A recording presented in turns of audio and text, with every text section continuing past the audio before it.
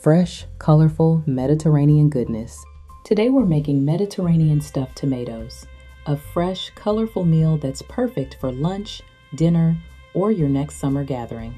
Let's get started. Gather a few fresh tomatoes, hearty chickpeas, bright herbs, and simple Mediterranean flavors. Whisk together the olive oil, fresh lemon juice, garlic, and seasonings to make a light, fresh lemon herb dressing. Mix the chickpeas, cucumber, red onion, and fresh herbs until everything is lightly coated with the lemon herb dressing. Spoon the fresh Mediterranean filling into each tomato, then serve chilled for a refreshing summer meal. Discover more quick meals in my 10-minute Healthy Meals ebook.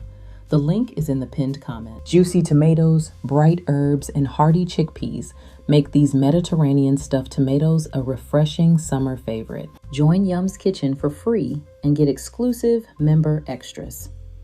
The links for today's recipe and to join Yum's Kitchen are in the pinned comment. See you next time.